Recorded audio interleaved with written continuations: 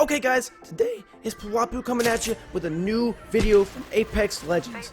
Today, we got something special. A pretty high kill game for me, and guess what? Oh wait, there's no baby turtles in this one. Crap! Don't tell them that. Already did. Crap! Anyways, guys, this game was freaking intense for me. Tons and tons of kills, tons and tons of action, and some pretty cool Pathfinder parkour, as I like to call it. Love this character for his grapple hook. It's amazing. But hey, let's get into the video, and also let's get into the main topic. The main topic today that I'd like to talk about is two things. Controller being able to compete with mouse and keyboard, and two, how to play against teams strategically and place yourself where you need to be to get the win. Alright, so let's go. Let's get into it. First off, guys, let's start with controller being able to compete with mouse and keyboard. All up until probably last week, I have played on controller on the PlayStation 4 for my entire life.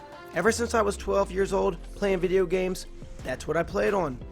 PS1, PS2, PS3, and now PS4, and now PC.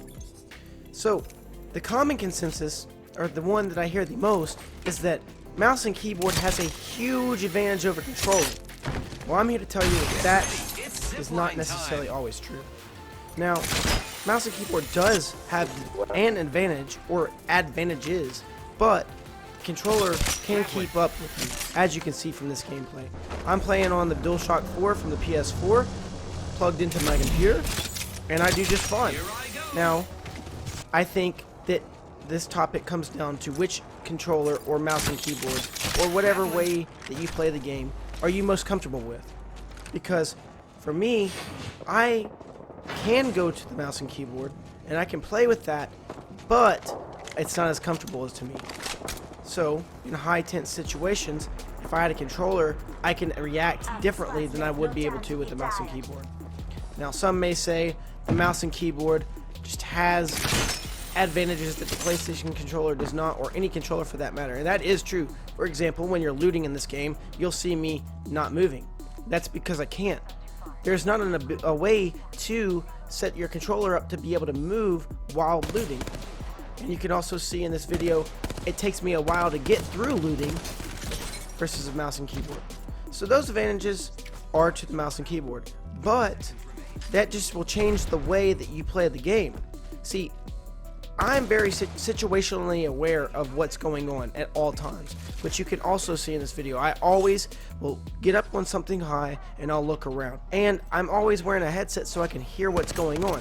So that way, if I'm going to loot something, yes, someone could still run up on me and kill me while I'm looting, but I don't usually loot unless I know that I'm 95% or more safe. So let's get into the next advantage or disadvantage.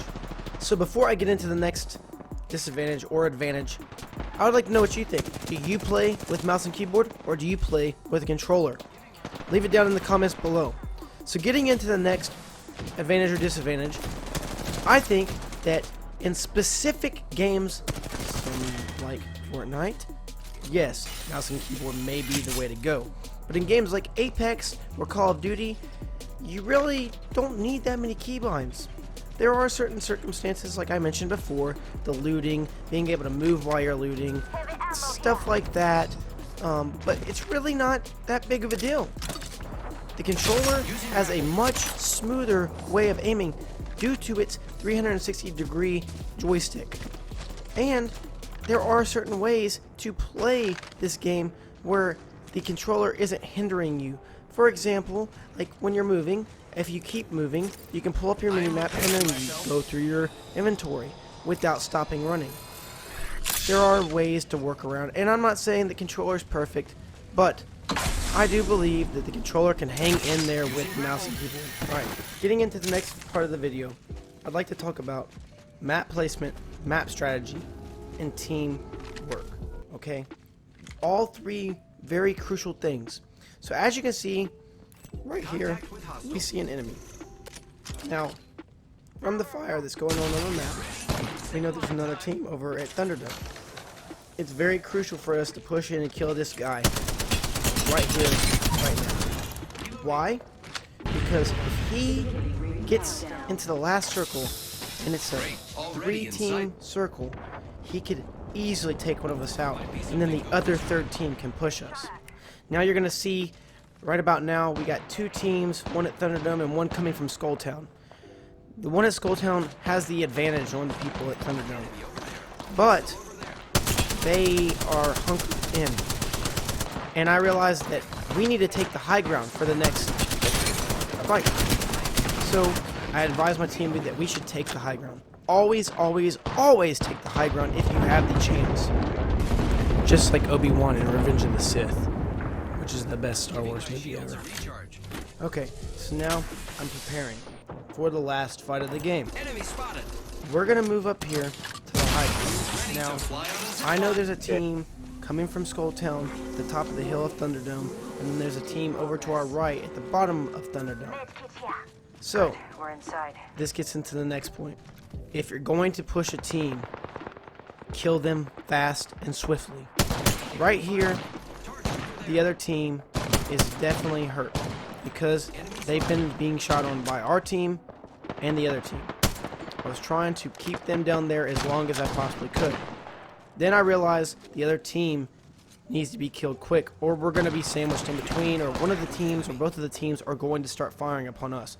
So while we have the advantage, I push the other team. There's only 2 people, it looks like. We knock this guy's shield. He's scared. I don't know what he's doing.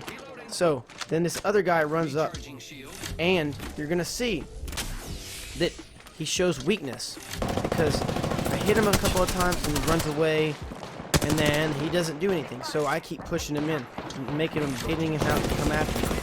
So once he pops back out around again, he's dead. He's gonna die. He's gonna go down, and we're gonna kill their team relatively quickly. Now, you're gonna see that the blue team member that we have, he was not working as a team. I don't know what he was doing. Maybe he didn't push with us, but if he would have pushed with us, we would have killed the enemy team way faster than we needed to.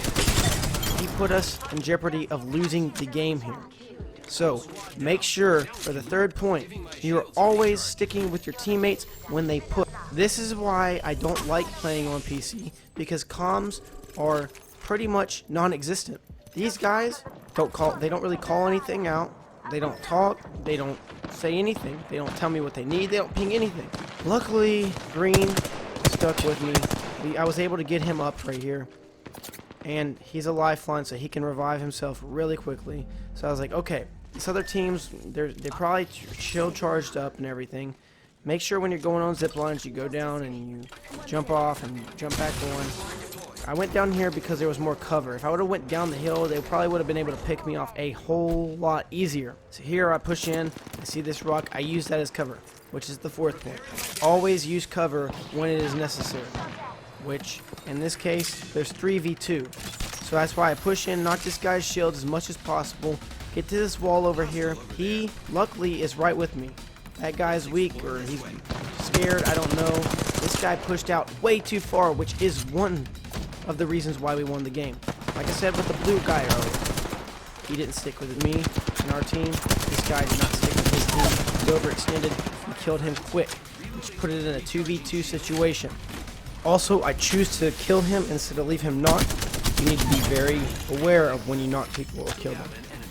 Now, I heard him pushing here. This guy pushed once again too hard without his teammate. His teammate takes me out right here, but it's too late. I already pretty much knocked his shields completely, and unfortunately, Green was very, very hurt, so he had to back off. But we at least killed the Bloodhound, got him out of there, and then the Lifeline was able to come out with the win on top. I know it was 2 lifelines, but our lifeline, you know what I mean. So, guys, this is how you win a game. This is teamwork from me and Green. Thank you for watching. Alright guys, that concludes today's video. Guys, down in the comment section, let me know what you think. Do you think that the mouse and keyboard is better than the controller? Or do you believe that the controller is better than mouse and keyboard? Or do you think they're on a level playing ground? Also guys, let me know if you like the Apex content. We'll keep it coming. I love this game. It's amazing. Pathfinder parkour is hardcore. And maybe next game, we'll find some baby turtles. Thank you guys for watching. Keep it real. Pwapu out.